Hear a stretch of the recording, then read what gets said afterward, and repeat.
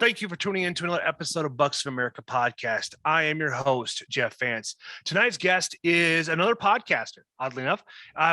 It's kind of strange that I've had two of them back to back. Now, I have Levi Naeve on the line here, and he is the podcast host of In God We Trust.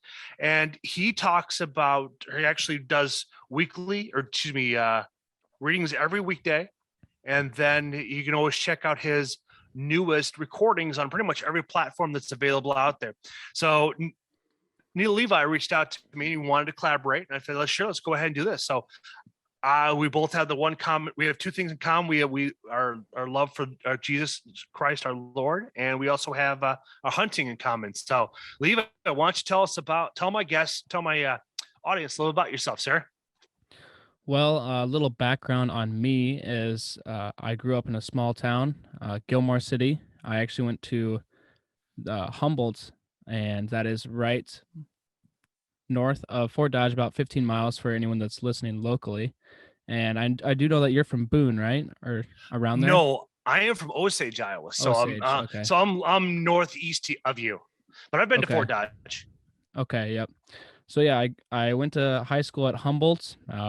I'm going to DMAC right now, and I'm just in college right now. So that's just a little bit about me. But a little bit about my podcast is I read a chapter of the Bible and I try to break it down to you and explain what God is saying to us, and try to teach people how real God really is and how he can work through your life and how he can change your life and really just how he can impact you. That is a valid point there. I was in preparation for my podcast. I found something that really struck a chord with me regarding atheism and such. And the way that the pastor breaks it down is just fantastic. And I like to play that clip real fast. It's not very long, but I think it would be very enlightening for both of us. I think you'll like the sentiment too. It's only about 45 seconds long. All right. I actually think it's scientifically impossible to be an atheist. Atheists make the emphatic statement, there is no God. Now, agnostics make the statement, I don't know if there's a God. You can be an agnostic, but not an atheist. And let me tell you why. Agnostic comes from the Greek word gnosko, which means knowledge to know. Ad would be the antithesis of that statement, meaning I don't know. So you can say, I don't know if there's a God, but you can't say there is no God because you would have to possess all knowledge. And scientists say the smartest human that has ever lived or is living possesses about 2% of all knowledge. So in the 98% of knowledge you don't possess, is there a chance that God exists? Isn't that pretty profound? Yeah. Atheists have no real debate about if there's a God or not, because they consciously know that there is one. Because I guess I don't know that for sure, but I just feel like everyone consciously knows there is a God. Do you see what I'm saying? Yes, I think it comes correlation with our pineal gland, where it's kind of with the spirit molecule and such, like opening up our third eye. I've noticed that as the more spiritual people I've met, is usually they have a very flowing information on how they embody the spirit. And it was something that's always been passed down, even all the way from the Egyptians all the way up until today. And I've noticed that there's certain chemicals out there that they're induced to help calcify the pineal gland. And because of that, it kind of shuts down the spirituality, kind of like what we have this unique, our current society the way it is, because we no longer have the same connection like we used to, because of the most recent induction of all these different chemicals that we get washed down in our public drinking water and such. It kind of affects our mind in a way. And I've noticed that with like listening to the Indians, like from India, they discussed that if you use like turmeric and black pepper, if you put the two together, the chemical reaction actually helps break down the calcification of it to help reignite that spirituality. And I started taking it here a few months ago, and my dreams have become very, very vivid, and it's been eye-opening about how emotionally connected I've become over how things have changed from years past until now. And I think it's something that I do recommend for those to try out if you feel like you're losing that connection. Speaking on dreams, so in the Bible, there's multiple times where God comes to them in a dream. So I have definitely had some crazy dreams in my life, but so do you think that is like God talking to us is through dreams like all the time? Because I've definitely had some crazy dreams. I think that's his way of getting into our minds to be able to have that conversation, because if we're awake, we're going to have distractions. And I think that's his way of making sure that has our complete attention. And it allows us basically to grab our hand and walk us through the Garden of Eden in a sense, but kind of have that one-on-one kind of connection with him to allow you to have us to have that conversation back and forth. I think that's why a lot of our incantations and a lot of our stories develop from dreams, that they have this unrealistic thing. But then as time progresses, you start seeing these like almost like deja vu, kind of like it went like a glitch in the matrix, but it's like it almost kind of backs up what you wanted to what you were going to expect. Is so it's like that conversation, you may not remember all the details, but all of a sudden you're seeing these pieces of imageries that all of a sudden is like you create this flashback back to a conversation that was real, that it's like, and it just all these turn of events come true, and it's like that's where it gives you that confidence that, hey, this is meant to happen. Yeah. Yeah, when I think about uh like deja vu, and like it makes me think of like when I was a little kid, it's just really weird because I have these like flashbacks of when I was a kid and like these vivid memories, and I still think of them, like I can imagine them and everything about them, but there's so many things in my childhood that I just do not remember. So, do you think that God has purposefully, well, he probably has, but what do you think about how our minds are and our memory loss and how the things and about the things that we do remember? That's a difficult question to answer right there, because depending on who you speak to, some people would say it's a defense mechanism, or some people would think that is just a memory that's being oppressed or suppressed by something, or it's a past life that the right interaction hasn't caused it to waken up yet. So it's a very deep question to really try to get to the bottom of. I mean, I'm sure there's probably psychologists out there and priests that are still trying to figure out that correlation with past lives and stuff like that. It's very interesting to see. And it's like, I think with a person like eating a very clean diet, like trying to avoid sodas and anything that could cloud the mind, uh, it could really, have you may have an opportunity to see more things that others may not see. I noticed that if I don't drink soda, my mind becomes clearer. But then there's also studies that show that if you drink carbonated sodas and such like that, it actually affects the memory and the memory recall in the brain. I feel like I'm foggy right now because I've had a couple of sodas, and it's like I don't like the way my mind is functioning right now. I'm not able to uh, string along a string of words the way I want to normally would articulate.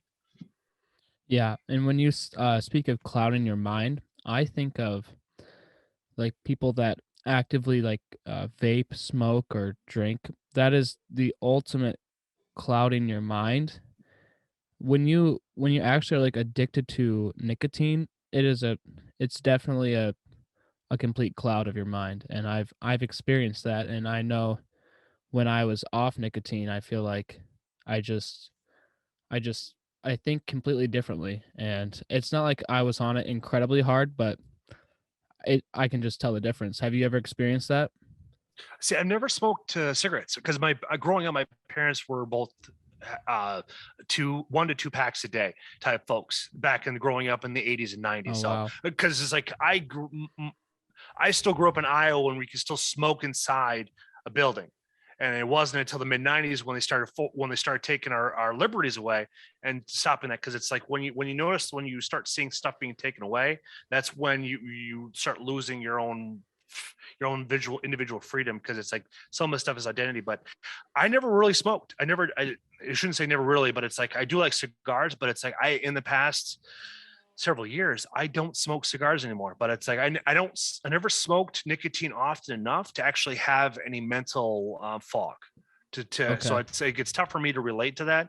Now when it comes down to alcohol, I don't know, it's like I do like my spirits, but I don't drink very often. It's like as you get older, you recognize that your body doesn't heal as fast, and you have more responsibilities. Your time that you want to spend in the now is more valuable than it was in your 20s than they are when you get close to 40, 50, 60, and so on and so forth. So your point of view tends to change. And it's like, if you don't evolve like that, you can kind of put yourself on pause. I've had conversations where it's, you want them to really expand their mind, their lives and such. And I'm going on a tangent here, so I'm not going to continue going down an avenue, but I want to maintain that conversation about the nicotine. I've seen ups and downs with nicotine, like not myself, but reviewing that and seeing that in people, like watching those who quit, the mental clarity that they receive, their priorities change, they become more driven, more focused. I've seen, because I have a friend of mine, she just hit like 100 some days of being smoke free, and she is now maintaining consistent schedule. She has a great work life balance. Her kids are actually doing much better in school and at home, because it's like she's not chasing that nicotine fix. She's able to now take that fix, that addiction that she had, and put it into something productive instead of constructive. Yeah. Yeah. That's, I 100% have experienced that as well. I just have found myself a lot more productive, and it's from high school. It was just such a like common thing, and I don't know, I thought it was like cool back in the day or something to just vape or something. But and then I got off to college, and college just has this reputation of oh, we're in college, let's go do whatever.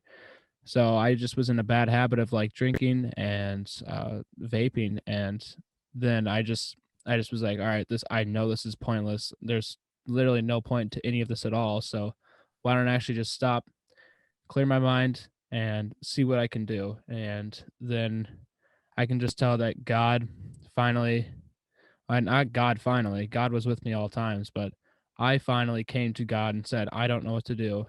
I know that you can do good things through me. So what should I do? Then he gave me this idea to do this podcast. So that's where I am now. And I can definitely tell the big difference in that.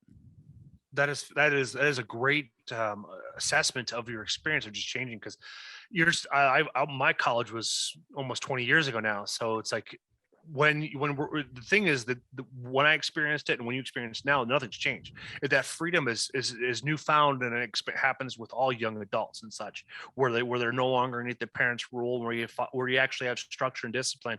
Now it's like, hopefully what they instructed you over those course of the years, if you came from a two-parent or a single parent home, it's just going to actually be a culmination of how successful you are from that point forward. Because if you had that kind of strict discipline, you're going to see you're going to see yourself falling away. You're going to be less driven. You're not going to be motivated because you're not used to having somebody tell you to do. And that's where you have to rely on your strengths. Now, for those, like, I had a very unique upbringing, because it's like both my parents were separated at an early age, but they all gave us the ability to choose our paths and stuff like that. And that came with its own responsibilities and consequences.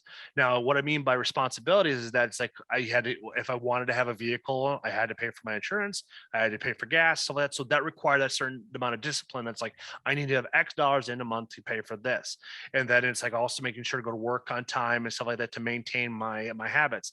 Now, or by my freedoms, I should say. Now, the consequences of it and stuff like that, if you don't work, you lose these freedoms, these structures, and this abilities and such. And your habits are developed from your parents. And if your parents don't instill good things, like they don't teach you about finance or the consequences of not paying bills on time, you can run into a very rough patch in your 30s trying to rebuild your credit to get where you are.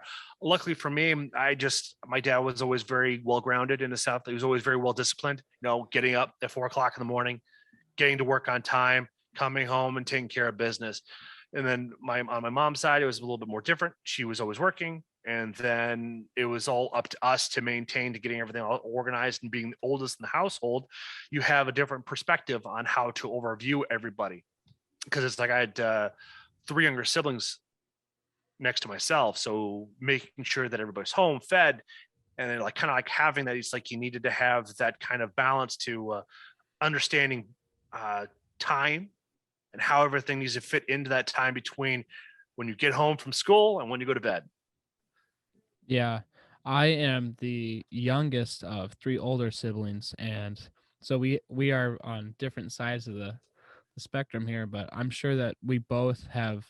You've learned a lot on taking care of them, and I have learned a lot on watching them and what they do to take care of me, and the lessons that I have learned from them, what to and what not to do. So that's a big thing that I have learned from growing up with three siblings. That is a good aspect. Now, have you noticed like what can yourself as being the youngest of them? What are some of the things that you can do that you can provide for them that is different from what they provided to you?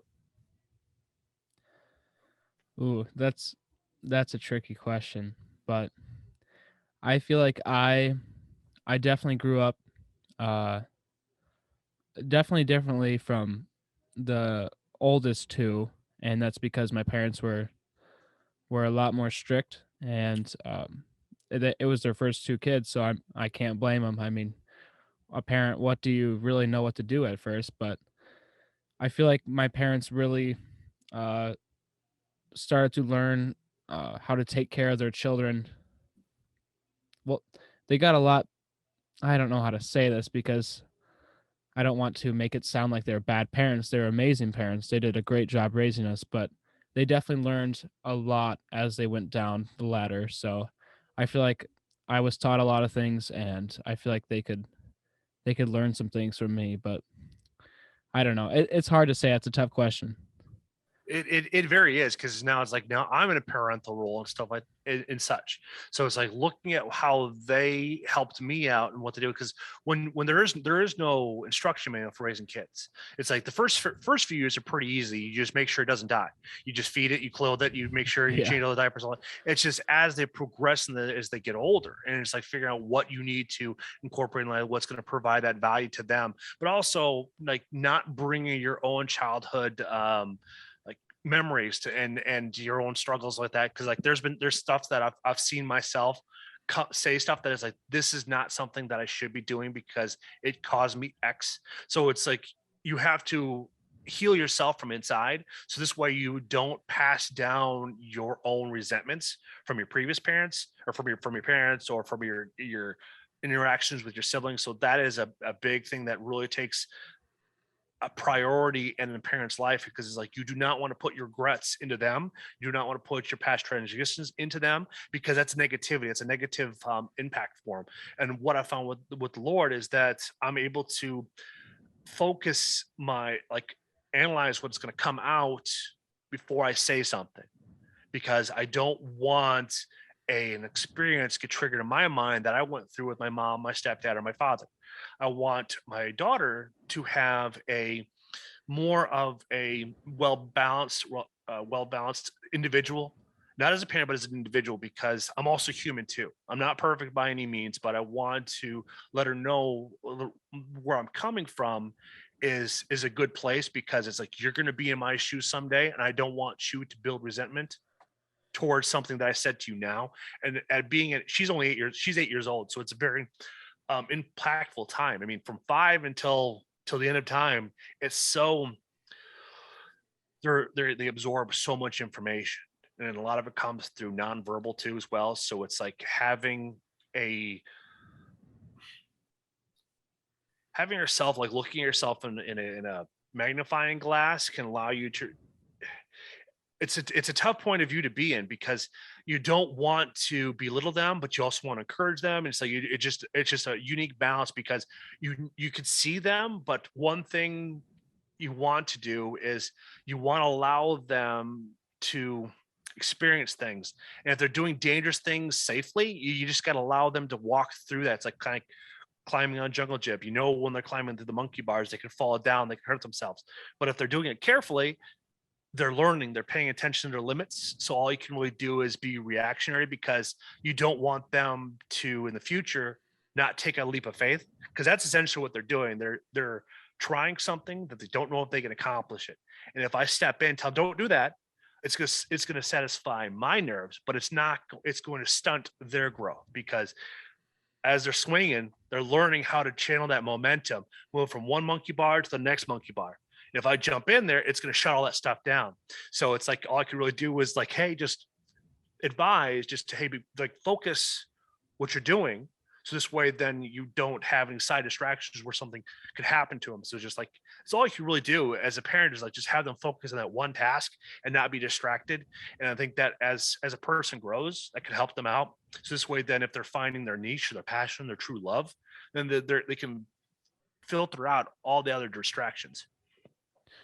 Yeah, that sounds like a great thing, and I it's nice to hear that you have that mentality of just letting them learn on their own. And I think that's a great thing for people to do, is just let their children actually learn through life experiences and not have their parent come in and not like baby them, but like kind of baby them and just let them go through those tough things, because it in reality bad things are going to happen. Like they're going to fall, they're going to get hurt, but they're going to learn from that, and that'll better them in the future, and that'll really help them grow. But with God, I know I will be able to keep uh, a conscious mind of what to do when having children. So that's that's one thing on that's one thing I'm very thankful for, is that I actually found that relationship with God. And I know that if anything does happen, that it happens for a reason, and I can be able to handle any situation that comes through me when I'm dealing with my kids or in my marriage. I just know that it's all part of God's plan, and he's doing that to make me stronger. So I can just trust on him. Now, Levi, are you married by chance? Are you courting somebody right now? No, I have a girlfriend. It's actually almost our 3-year anniversary, February 14th. Is that Valentine's Day? Yeah, it's Valentine's Day. It happens to Yeah. fall on a Monday, but it's like, yeah, it's okay. Yeah. Yep. We've been married for not married, my bad. Well, basically married. We've been dating for 3 years, and yeah, it's been pretty cool. We'll see where it goes. Now, with you, so did you guys meet in high school or in college? We met in high school. Um, so I went to Humboldt. Fifth grade was my first year in Humboldt, and her first year was seventh grade. So I met her in seventh grade, and we started dating sophomore year, around there. Yep. Excellent. And so, this being an outdoor podcast, how did she grow up in a sportsman environment where her family, whether it be mom or dad or aunts and uncles, did they go out and hunt and fish too? No, I would not say that, but she doesn't have a problem with it, and she's been with me hunting a few times, and she went with me this year actually, when I just shot a doe this year because it was getting late in the season with muzzleloader, and it actually had a little bit of a limp. So I was like, well, if I'm gonna shoot a doe, I might as well shoot this one. So yeah, she was Mhm. with me when that happened. And so, how was her initial reaction to it? I don't know, the typical like girl thing, like oh, but Uh-huh. she doesn't really mind that much. That is interesting because it's like I've been around females that I've dated ladies that were hunting was not part of their culture growing up and stuff. They didn't have any aunts or uncles or dad or mom hunt or fish. So it's like it was an interesting concept, like introducing to them because it's like I like to go out in the middle of the woods for 8 to 12 hours by myself. And so it's like for them, it's like it was a new concept to grasp on there because now it's like, well, how am I balance? How am I going to do that? Because as a sportsman, there's a lot of factors in why we like being outside, and that's finding the right mate would that really help you flourish because outdoors for a man that has that connection with the land and with God, it creates a synchronicity between everything with the mind, body, and soul. Because when you're out hunting, you can remove all distractions, just focus on what's going on out there. I know I've had some of the worst news delivered to me when I was out in the woods, like last year, my grandma passed away. She's suffering from Alzheimer's, but when I received the news, I was out in the middle of nowhere with just enough service to receive a text message saying X happened. And it was the right place for it because I was able to digest what just had happened and comprehend everything and just spend the rest of the day out there. And it's like not really hunting, but admiring and appreciating what goes on, what was Yeah. happening around me. And it was a profound moment because I had deer walk out. They were probably, I don't know, 100 some yards away. I primarily bow hunt, so it's like there's no way I'm gonna shoot that far away. But it was just being able to step back out of the hunter's perspective, but just appreciate being in the now. Yeah. Yeah. There is a certain feeling you get when you're hunting. Like it really just makes you appreciate the opportunity that you have at that moment because I like a bunch of city people, they just don't even know what it's like to just be out in the woods alone and just and just have like a deer walk right by you and you're just sitting so still they don't even see you. So there's just a certain feeling about that not a whole lot of people get to encounter, but I hope that they do someday. And it's an awesome feeling for sure. No, I like to applaud you for maintaining that discipline to be able to balance high school, college, a girlfriend, and hunting, because a lot of college age men are focused either only on the girls, only on school, or they're screwing around, just focusing on hunting. Because it's like there's a popular a podcast host, but activist himself, Randy Newberg, and he mentioned several times on his podcast that he's failed out of school because he was focusing too much on hunting instead of Wow. focusing on his schooling. But it's just amazing. But it's like his passion still managed to go through it. And one of his words of wisdom is that it's like if you're going to go out hunting and doing something, always add like an extra like $2,000 buffer, because the way he explained it to, because he's been married for 30 some odd years, is that if he wants to go on an elk hunt, well, there needs to be a balance. Like, so it's like if she wants a new love seat and couch, that is something that you have to budget in as a husband. So this way it's like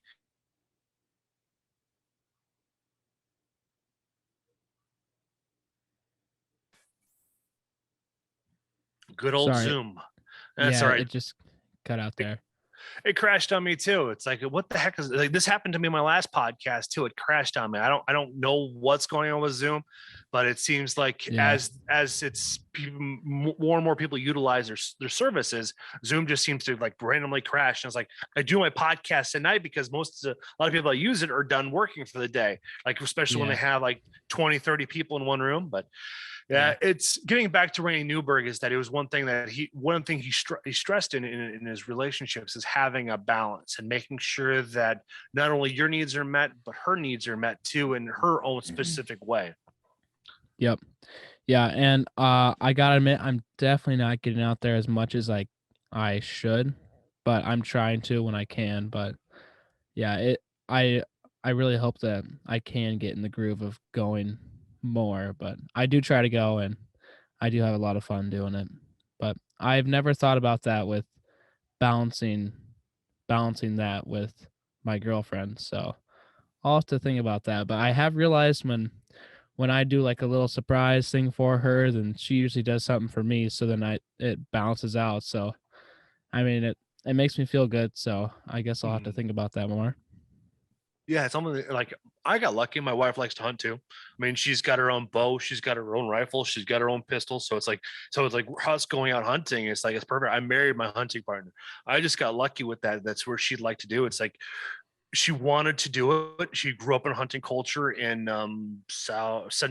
central Illinois, being out there watching her dad harvest deer. Her grandpa, I mean, both of them still hunt to this day and such. So she's always been around it. So that is a unique thing of a smaller town girl. But we were both raised in rural communities in Iowa and Illinois, but we met in Illinois and Wisconsin here. So the rest is history. So it's nice. But she also likes her alone time. There'll be times where it's like it's 4 o'clock in the morning and it's like, do you want to go hunting? It's like, no, you can. It's like, all right, it's fine. Then she now for that day, for the next several hours, that day is hers. She gets to do whatever she wants. But it's like she is very she's emotionally independent. And that is something that I learned from Jocko Willink. I don't know if you've ever heard of him, but he has the Jocko podcast, wrote a couple of things, but he's a Navy SEAL. He's got three or four kids. And a lot of their growing up, he was on deployment because this was all during 2000 till when he finally retired, and as a trainer and stuff like that.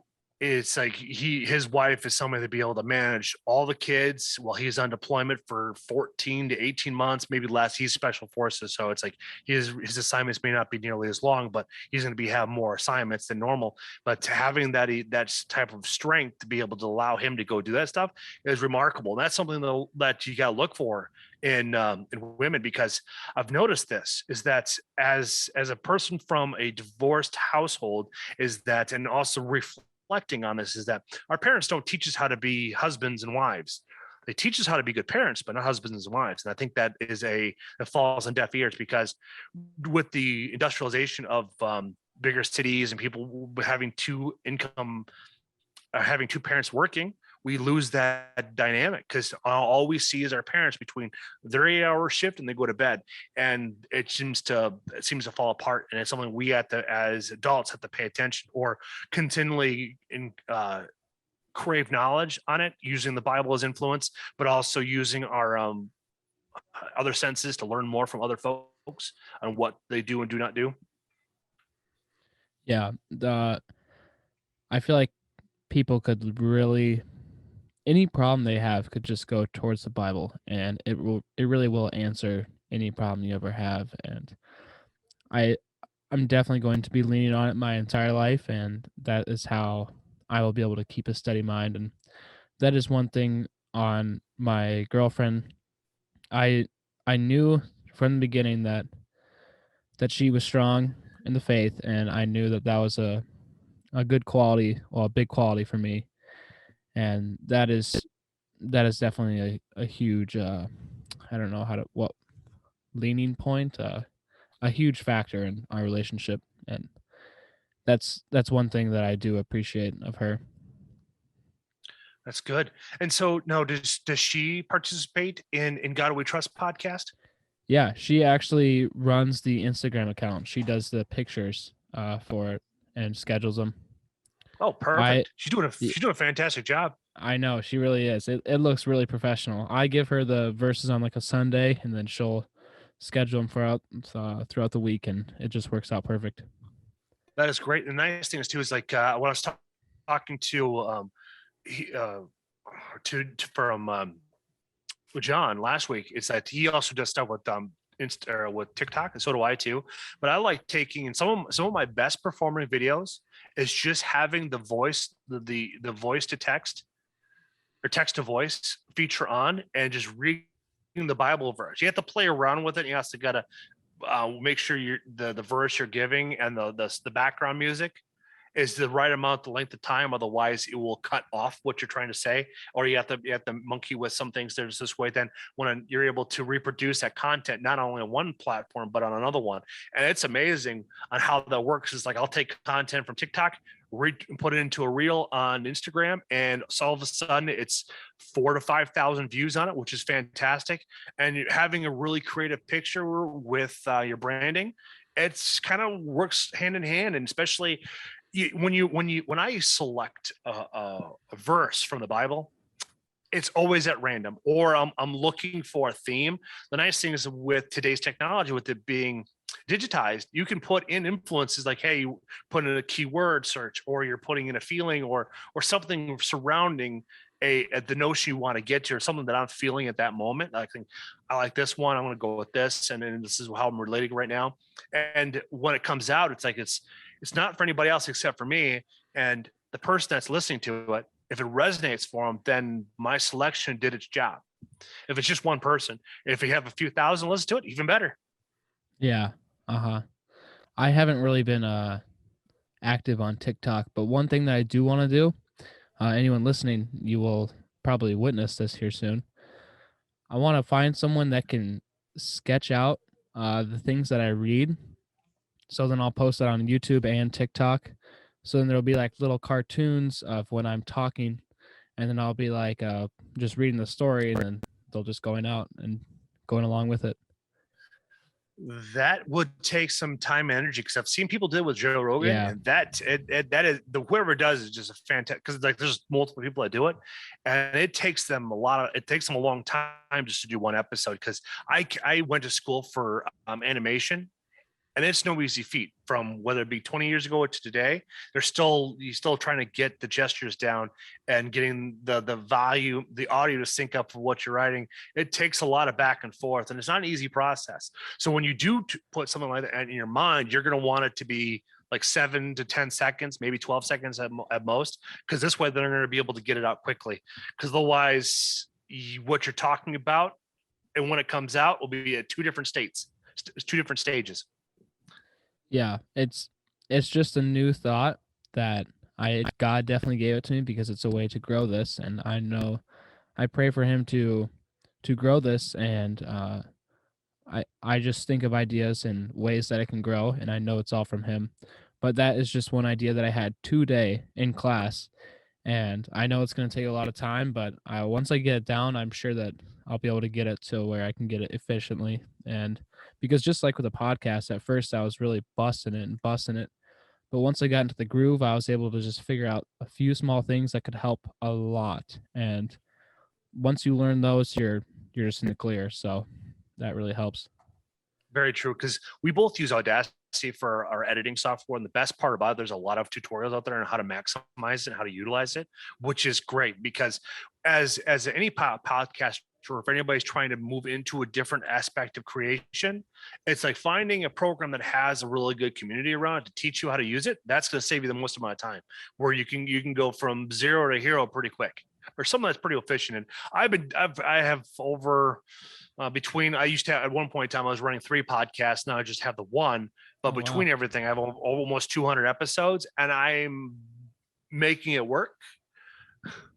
Yeah, because it's like everything changes really quickly, and it's fun to stay on top of it. Okay. Yeah. that is true. We both just found out one thing to narrow down on, and we just need to stick to it. Someone just knocked on my door. Do you hear that? Yeah, I did. Oh, it's fine. Well, so what are we doing on time here?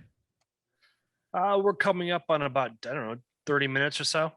30 minutes. Okay. I'm thinking so. I mean, we started at 7 o'clock, but we are like, as a whole, we're at about an hour. But as recorded wise, we're probably right around that 30 to 40 minute range. Okay. All right. Well, I do have something that's going on, and would you like to just like have like 5 more minutes here? Sure, we can do that. Okay. Did you write down some stuff that you wanted to ask me? I've been doing this long enough. I just kind of I feed off of my guest, and since you still have stuff prepared, I'm willing to work alongside you. Okay. I have not asked you a single question from my thing. Yeah, go for it. Yeah, no, it's fine. They were just conversation starters, and I was hoping that we could just carry on this conversation, and it worked out perfectly that we are. So I'm glad that happened, because the questions I wrote down are definitely dumb, but not actually. Okay, so one thing. Do you know the tradition of biting the heart or eating the heart? Do you know the background of that? For as long as I've been doing podcasting, I never got in. Like, I can appreciate the cultural standing behind it, but I actually do not know the meaning behind it, except for being very spiritual for certain cultures around the country. Yeah, I was listening to yours today, and it was with I can't recall who it is. They bit the elk heart, and yeah, Well, that'd been Austin Lester. Yeah. Yep. Yeah, I can't remember if I have actually bitten one or just licked it, but with a deer heart. But I have definitely done one of the two. I think I'd remember if I bit it, but I think it's from the Indians, and the Indians were definitely amazing hunters, and they had, I don't know. Have you ever thought about how good the Indians were at hunting? Oh yeah, they were had to evolve, especially with the growing tribes. Considering like the Navajo and the Gila and the Osage and the Sioux, how massive some of these tribes have gotten. The ones who knew how to be a better hunter gatherer really was able to focus on developing other aspects, and then war being one of them. Okay. All right. So as there'd be bigger tribes, they would thrive through like Well, you'd have to feed them, I guess. So Yeah. that's okay. Yeah, that makes sense. But I've never really And thought also about considering Indians. here, You're good. Go. well, what I was going to say is that you also got to consider here before the white man showed up, there was buffalo everywhere. There was elk all the way down to Florida. I mean, there was massive animals all around the world, all around the United States. So it's like being able to develop a thriving economy essentially is where it was at. Because if you've ever been down to the Navajo, that reservation, that whole area, that they once roamed is absolutely massive. We're talking hundreds of square miles. But then you get up to Wisconsin where you have multiple tribes, but because of the harsher climates and trying to get to like, because most tribes are nomadic, running across other tribes, they have the language barrier or they just didn't like each other for some odd reason, you'd run into that communication issue. But to also like being in the right climate also allows you to grow faster too as well. Like a lot of the tribes up here, they were small because of the land, the cold, and the tools they had to cultivate it, because it's like you needed to figure out a way to cut down trees to open it up, similar to with Iowa, because Iowa was not what it looks like today. I mean, when the settlers came through and cut down hundreds of thousands of acres of trees to make land for one species of crops. So Iowa's surface was much different than it is today. Yeah, that is one thing that a lot of people don't think about is how different it really is, because there used to be a lot of is it wetlands? Not wetlands, but like the puddles, the small puddles, not puddles, but Yeah, Iowa used to have this fair share of wetlands. The backcountry hunters and anglers have been trying to work with the state of Iowa to bring moisture back to the land. Over the last 50 years, the Iowans have done everything in their power to pull the moisture off. Now we're dealing with repercussions of the lack of water for erosion and not keeping our crops as fed as they want, because we've dammed everything up. We've tried to control nature, and eventually it's all going to go the wrong direction.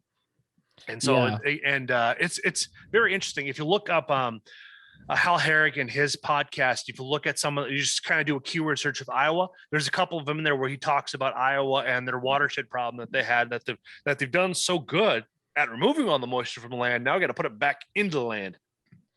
Yeah, it's with the drainage ditches and the tiling through the fields. That's correct. It just runs right off, and it is pretty crazy to think about how different it is. But I mean, it is for a greater purpose, I guess, and people don't think about how much corn is grown in Iowa.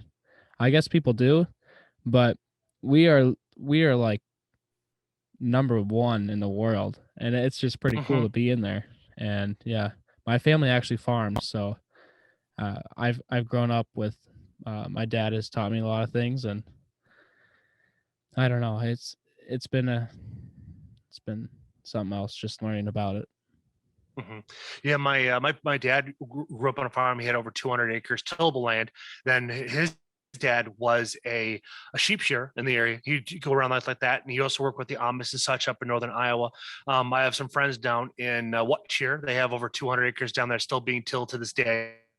It's no longer a family farm, but it's like they lease out the land to have it still planted and cultivated and stuff with beans and soybeans and corn. But the biggest thing is like you're dealing with Bayer and Monsanto. They own a lot of the land up. They own a lot of big factory farms. Right now, we're going through this big traumatic changes right now because big food like Cargill and Tyson, they're going after the family farm. They're just basically destroying them through bankruptcy, by inflating everything to the point where they're not going to be able to afford it. And then especially last year when Bill Gates came through and bought up 249,000 acres between like 7 states. So yeah, and it's like, so he bought places here in Iowa, Wisconsin, Minnesota, Nebraska. Now the biggest thing is you got to pay attention to where he bought that land at. All of them had natural spring water, and we can put some tinfoil hats on, but there's some evil at play. Yeah, or what they like to call conspiracy theorists now. Spoiler alerts. Yeah, I really hope that really rich people don't come around and keep buying ground like that, because that is, I don't really like that. It just it just they could buy a lot of stuff, and I don't want them to start buying like I guess I just don't want that to happen. I don't want to take over and have their own little colony or something. That is what we're trying. That's why Theodore Roosevelt did what he did to create the public lands in the national parks, is because he wanted to avoid us becoming Europe. The worst part is we are becoming Europe.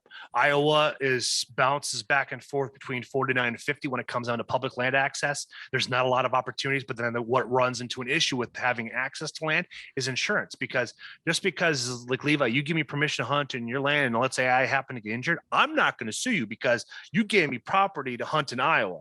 any hunter out there listening to it, they don't want to lose that, but it's your insurance company. That's the ones that come after the farm because you have the money. It's like, oh, you broke your knee, you broke your foot on this land. Oh, I'm going to come after them to pay for your hospital bill type scenario. Or Okay. one of my guests, Brett Schmidt out of Winona, he's an insurance agent. And that's one of the things that's running into a big issue with these days for allowing access for people to come on lands because of insurance, because it's so frustrating that insurance has now taken over our data life. They're involved in our health, our auto, our home, everything like that. It's like insurance is one of the biggest scams out there, but it's something we can't deal with. Like, for an example, I have a friend of mine, her daughter is fighting with the insurance company because the treatment that is working, the insurance companies want to pay for it, but they found another treatment does the same thing, but it's not the same chemical compound mixture. So it's a very, very dirty business because it's all about the bottom line, and people are dollar signs, not valuable. They're just dollar signs. They're just decimals in a spreadsheet. That's all they are. Just zeros and ones. Yeah, that's true. That's true. I can just tell that with your age, you have a lot of experience and a lot of knowledge, and uh, I could just tell from talking to you. And I haven't learned a whole lot of things, but I I hope that I do learn a lot of stuff because it sounds like you know what you're talking about with some stuff, and I hope that people keep listening to you. It is an ongoing thing because everything comes in layers, but you have to take yourself and bring yourself up to a 30,000 overview of everything. I mean, you're literally paying attention what happens in Florida, and also what's going on in Washington and Maine, all the way down to California, Arizona, because there's so many different layers of stuff that go interact with each other. And the biggest thing is there's only 4 or 5 groups that control everything. Once you know who controls everything, you just follow the money.